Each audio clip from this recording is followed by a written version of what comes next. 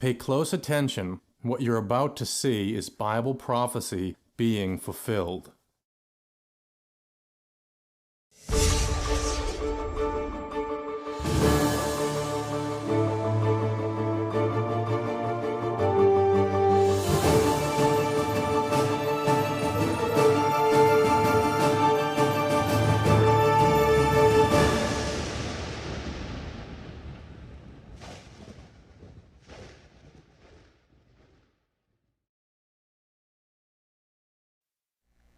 Welcome to another edition of YPN News, bringing you news as it relates to Bible prophecy and foretold by Yisrael Hawkins. Well, Jeff, we're going to look at where we are right now in the U.S., 1 year on from COVID-19 and how it's affected not only the economy, but the push for vaccinations. And we're also going to take a look at what some of the states are now doing as they lift restrictions that were once in place to protect everyone during this pandemic. But first, we're going to start with, like I said, 1 year on from COVID and the impact that it's had on the United States. Pharmaceutical companies have been racing to produce a vaccine that could effectively be used to stem the effects of the disease. Well, Pfizer is one of those companies who produced the vaccine, as we've reported in the past, and their vaccine has been shown to be 94% effective in blocking asymptomatic cases, something that scientists say is important for reducing the spread. Well, that according to a study in Israel. Well, Moderna is also working on booster shots for its vaccine to fight off the new variants that are continually being found, not only here in the U.S., but also throughout the world.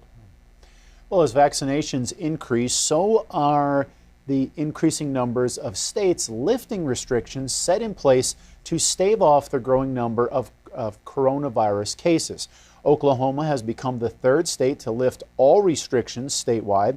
Now, even as states start to try to get back to normal, the CDC is preparing to release a report showing the staggering increase in deaths in the U.S., which rose by 20% in 2020, making it the deadliest year in recorded history. Wow. Well, 1 year ago, the nation and its economy was brought to a staggering halt, and as many people's frustrations grew, a nursing center outside of Seattle, Washington, saw 28% of its residents starting to die as a result of COVID-related deaths. Well, an outlook at what was about to take place in the United States was unfolding. Dr. Deborah Birx projected 80 to 200,000 people succumbing to the effects of COVID. She said that with mitigation, but little did the American public know that that number would surface at over 500,000. Dr. Ashish Jha said that the U.S. has stumbled on the road to recovery and that the worst is behind us because the ticket out of this pandemic is the vaccines. Well, California has given 15 million doses, the most out of any other state, and Alaska is the first state to allow anyone under 16 years old to get the vaccine. Well, so far, nearly 90 million Americans have received the vaccine, but many scientists are saying now it is not the time to let down our guards. The U.S. has tripled the output of vaccinations to over 2 million a day. Now, to many, the vaccines are bringing hope, including the Dalai Lama, who publicly received the shot and encouraged people to get the vaccine. Well, the push to vaccinate is seen as urgent because of a possible new surge that experts are warning is on the horizon. Many states aren't heeding the warning, though. Instead, they are lifting restrictions on their residents and business owners. Well, not everyone is in agreement with going back to business as usual. Houston, for example, is the only city nationwide that has all the known variants. Now, Dr. James Musser of Houston Methodist Hospital told CBS Evening News there will probably be continued spreading of the B117 variant here in Houston. Wow. Dr. Musser's solution? He says, we need to get everyone vaccinated as soon as possible. We need to keep our mask on. We need to socially distance and so forth, end quote. Well, in Austin, the city is still enforcing its own mask mandate, but the state of Texas is taking them to court over it. Well, besides Texas, at least 14 more states have removed their restrictions on most, if not all, of their businesses. Now, South Carolina is among them, and once again is seeing a crowded nightlife in downtown Charleston, where it looks as if the pandemic has long since been forgotten. But experts like Dr. Robert Ball from the Medical University of South Carolina tells CBS News that this is, quote, very foolish, very unwise against public health guidelines, and these are super spreader settings. Well, we're going to take a look at some of the developments that have been taking place in regards to the vaccines, as well as we've mentioned before, what they call frontline workers, the doctors and the nurses who are suffering, a lot of the mental effects of what the pandemic has put upon this and put upon them, I should say. And for more of that, we're going to take a look. I'll turn it over to our field correspondent, Larry McGee. Larry, what do you have for us? The lingering affliction which is presently plaguing humanity has an origin in history that most scientists are unaware of. After a significant time battling the virus, which emerged due to battle itself, scientists have at last reached a very important realization. Society's experimentations with vaccinations will not be sufficient to either stop or eliminate the plague. Have a look at this short video where medical professionals acknowledge that fact. When is this finally going to end? That's the question on everyone's minds after a full year living through the COVID-19 pandemic. The new administration does not have a clear timeline. We are not in a place where we can predict exactly when everybody will feel normal again. When do I think things will get back to normal? I've been cautioned not to give an answer to that because we don't know for sure. But some public health experts say we do have an answer, and you're not going to like it. COVID-19 is never going to end. You know, we've been told that this virus will disappear, but it will not. This is a virus like other viruses that's now part of our ecosystem. It's part of our environment. We need to control it. We need to diminish its impact, but it's going to be around hassling us for the foreseeable future. And by that, I mean years. The World Health Organization declared COVID-19 a pandemic on March 11th, 2020. Pandemic is not a word to use lightly or carelessly. Today, scientists say this pandemic is on its way to the next level, an endemic disease. There are three words we use. Epidemics, where the virus can affect a very large proportion of our national population. There's the pandemic. That's when entirely new viruses come on the global scene. Endemic means that the virus is always in our population in some form, smoldering along and occasionally causing outbreaks. We already live with many endemic diseases. The flu is one, measles is another. We've had vaccines for both of them for decades. Even COVID-19 is just a novel version of coronaviruses that were already with us. We have a great vaccine against the measles virus, and still 100,000 children a year are killed by measles. We have a great vaccine against the measles virus, and still 100,000 children a year are killed by measles.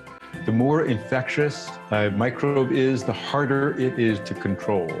COVID is very challenging to control, and the new variants suggest that we may end up playing kind of a game of cat and mouse. Even if we vaccinate everybody we possibly can, there will still probably be some people who choose not to get vaccinated or who maybe can't be vaccinated because of their personal health issues. So we have pockets of the population where the virus continues to spread and be susceptible. But this doesn't mean COVID will always disrupt our lives like it does now. Like any other endemic disease, it's something we can learn to live with. Flu is a really serious, nasty virus. Makes many people sick each year, kills many people, but familiarity breeds, if not contempt, at least a certain nonchalance.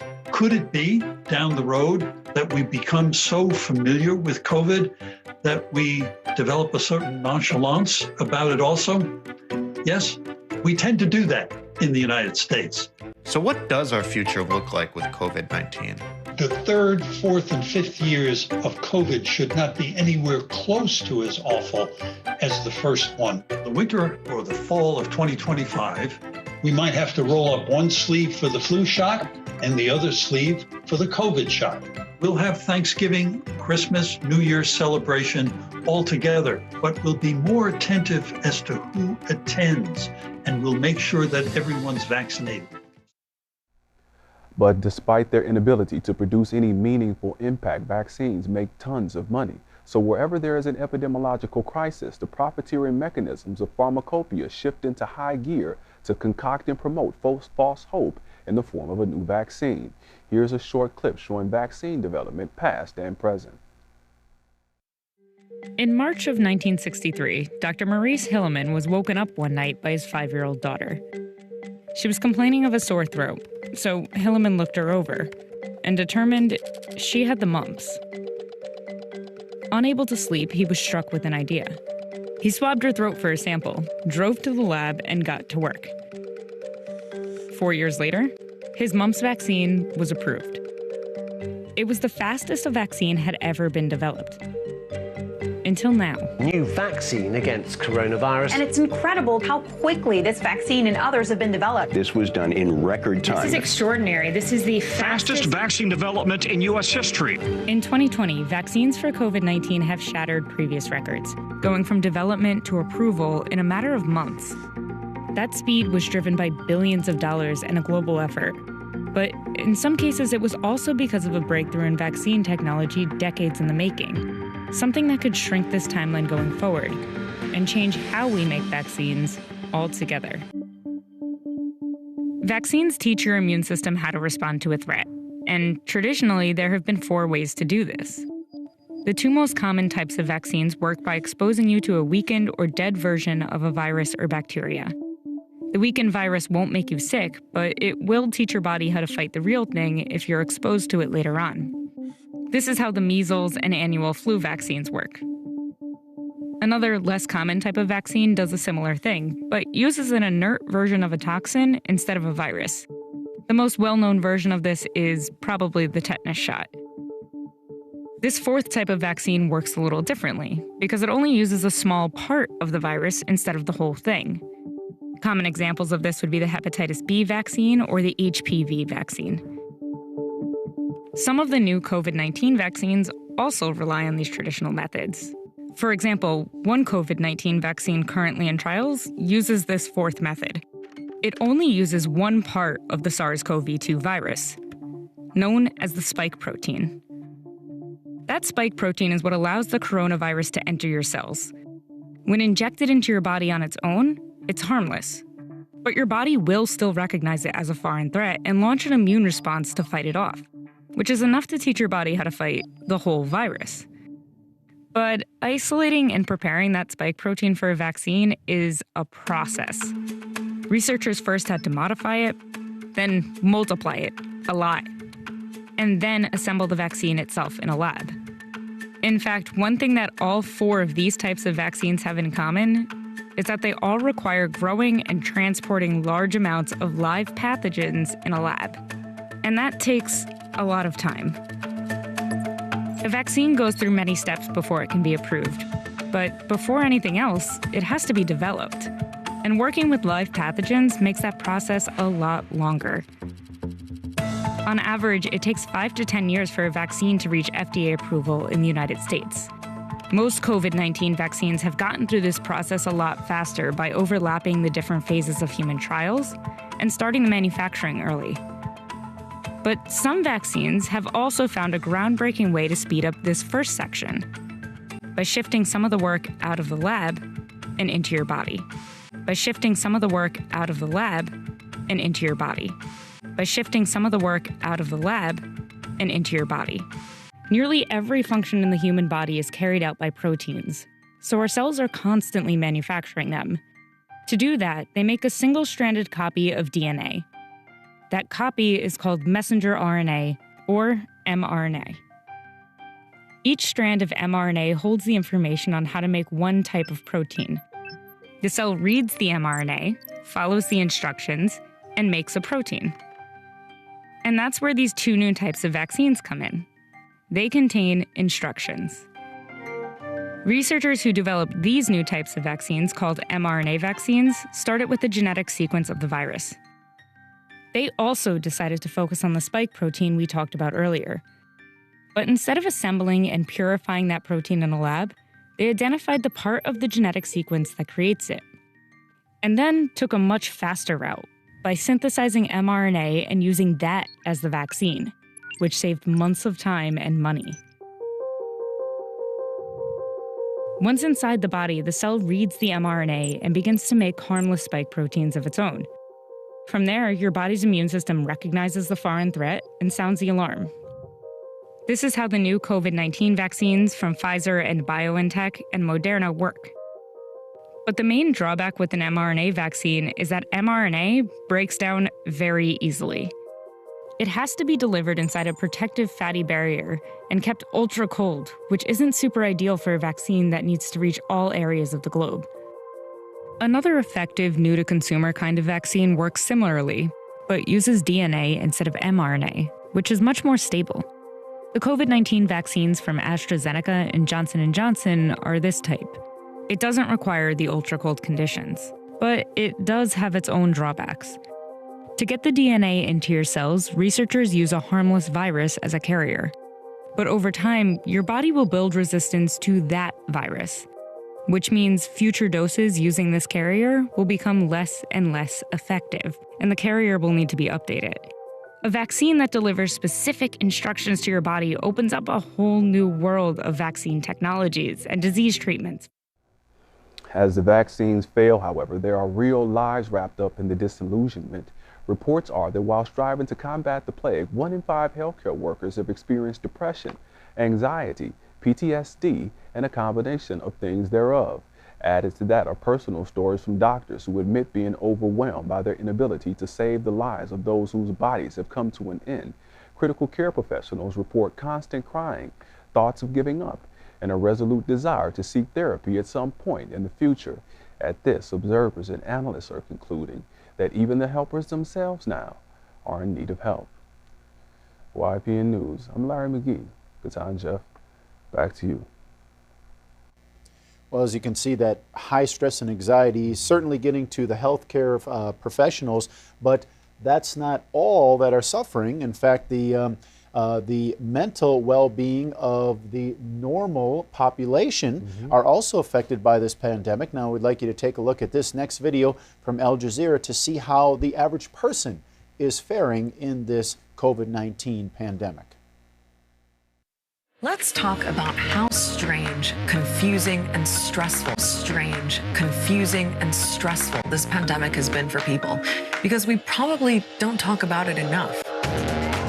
Social distancing, the world economy at a standstill, a rising global death toll.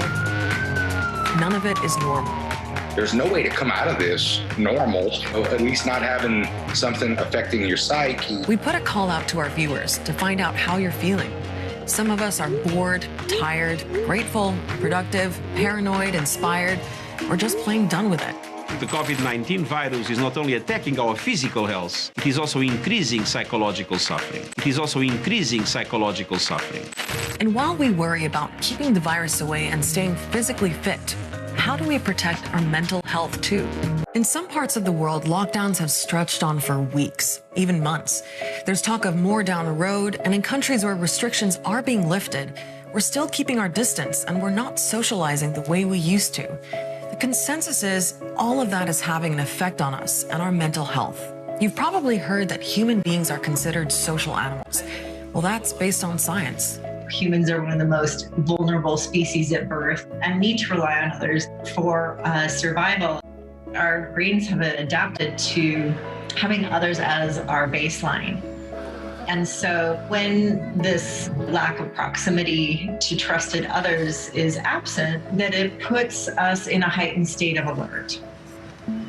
Essentially, our brains are hardwired to feel safe knowing we can turn to others if we need to. So whenever we feel lonely, the fight or flight area in our brain releases stress hormones, like adrenaline, into our nervous system.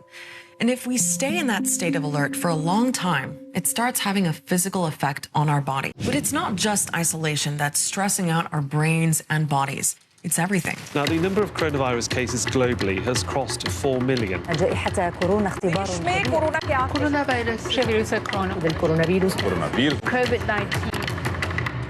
All anyone talks about is the pandemic. We're overwhelmed by constant news updates, some of them true and some of them false. And that information overload can cause anxiety. For some of us, I think we have this kind of belief that we can try to control this anxiety by excessively worrying about that, consuming more and more information, and that might actually feed into the anxiety. But most things seem to be out of our control, and that uncertainty is wearing people down. Fear and anxiety, stress, these are all incredibly normal responses to this situation. There are a lot of unknowns. That anxiety is a natural reaction to something that is uncertain anyway, and this pandemic is the most uncertain time that any of us have lived through. Well, the video explains pretty well that a person trying to continually operate in that high stress level with all that anxiety, it affects them over the long run, and now we're starting to see people's mental capabilities affected as they're getting this COVID burnout from the isolation and so forth that they're having to go through, but also the continual news media putting out article after article after article about the coronavirus and how it's affecting people, definitely taking its toll on the general public. Wow, that's sad. Well, of course, as devastating as the mental and physical issues are associated with coronavirus, there is another aspect we haven't mentioned too much. That's the cost of recovering from the virus. Those who made it through with their very lives are facing another monumental challenge: the hospital's price tag. Well, COVID patients who beat the odds are now receiving what seems like endless medical bills.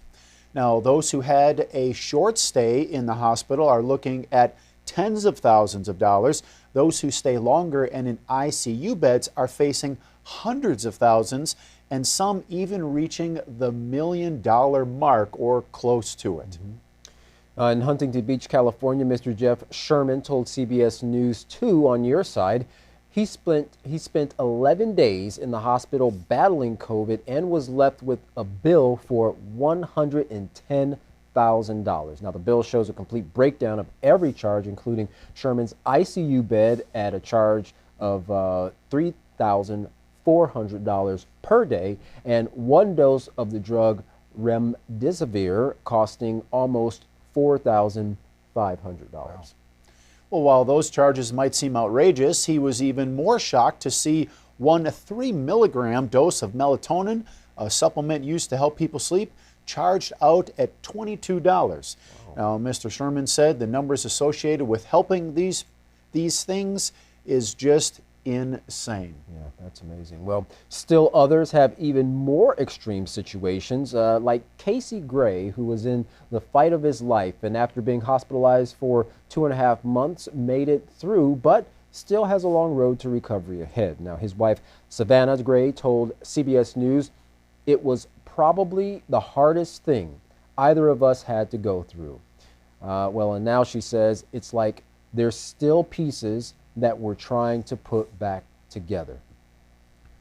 Well, the Grays say the bills keep coming, in total almost $900,000. Well, thankfully they have insurance, which will cover all but $9,000 of the bills. But these are just a few examples of a very common problem COVID survivors are experiencing: unaffordable medical bills. So, you know, here they beat the COVID-19, the coronavirus, or you say they beat it, but they made it out of the hospital, as some with these underlying health issues are greatly affected by it.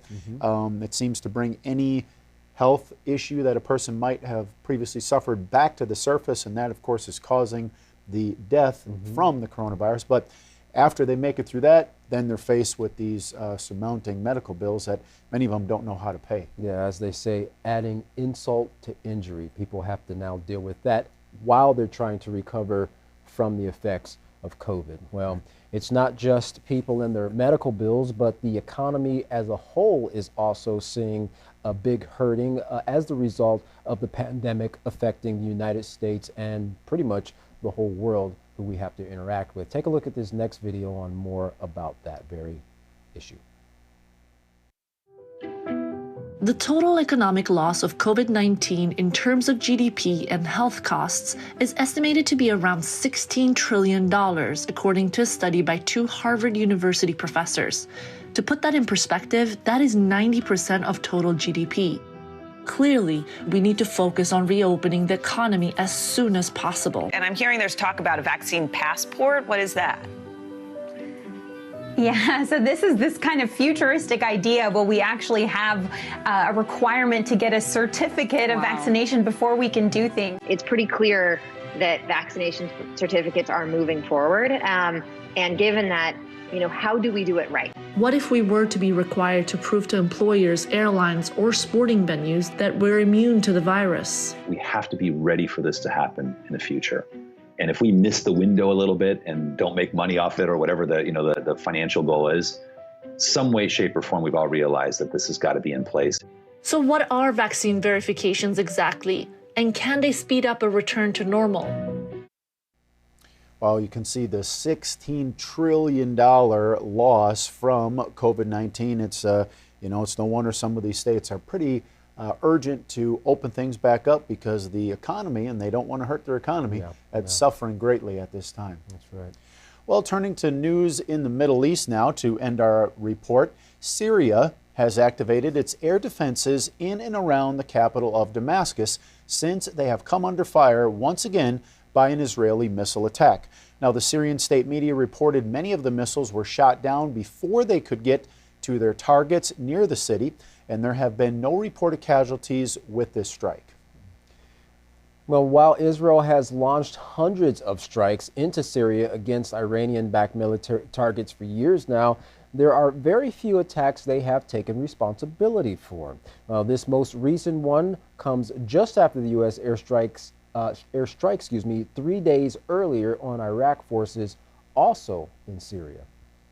And Gatan, we've been talking quite a bit about Syria. We've ended the last few of our broadcasts with talking about Syria and the capital city, Damascus. We know that has been a target, and interestingly, Yisrael Hawkins has been mentioning that the scriptures, the Bible scriptures, show that that city will, in the end, become a ruinous heap. So you would think it would be an eye-opener for those who see these current-day events and then know what's written or see what's written there in the sacred scriptures, that it would, strike some type of chord with them, seeing the correlation there, and that these scriptures are being fulfilled. And that's really what is so impressive about Yisrael Hawkins and his teaching, is he's showing how these current events are fitting exactly into the prophecies written in the sacred scriptures. And considering the time that we're in, it would also almost make, I would think it would make somebody wonder why, with all the war that is going on around Syria, has Damascus not yet been completely destroyed. So there's obviously a greater power at work here, and of course Yisrael Hawkins does explain where that power is coming from and what we as mankind can do to save ourselves by trusting in what is said by that power that's shown in the Holy Scriptures. Right, and a lot of these stories and many more, they're written about in his monthly writings, in the newsletters and prophetic words. So if you're interested, contact the House of Yahweh. When you do, don't forget to request those free copies of the monthly newsletter and the Prophetic Word magazine. Here's how. To contact the House of Yahweh, you can write them at the House of Yahweh, P.O. Box 2498, Abilene, Texas 79604. Or you can call them at 1-800-613-9494. You can visit them by going to any of their websites at yahweh.com, YisraelHawkins.com, or Yahweh'sBranch.com. You can visit our website by going to YPNnews.com. You can email the House of Yahweh at info@yahweh.com. And for all calls outside the United States, please dial the number on your screen. And don't forget the best resources online to aid you in studying the sacred scriptures, the Yisrael Says, and the Ask Israel programs. You can find those by going online to YisraelSays.com and AskYisrael.com. Well, don't go anywhere. Up next is another message from Yisrael Hawkins explaining those Bible prophecies and how they fit in today's world. From all of us here at YPN News, I'm Jeffrey Heimerman. And I'm Katan Alexander. Thanks for watching.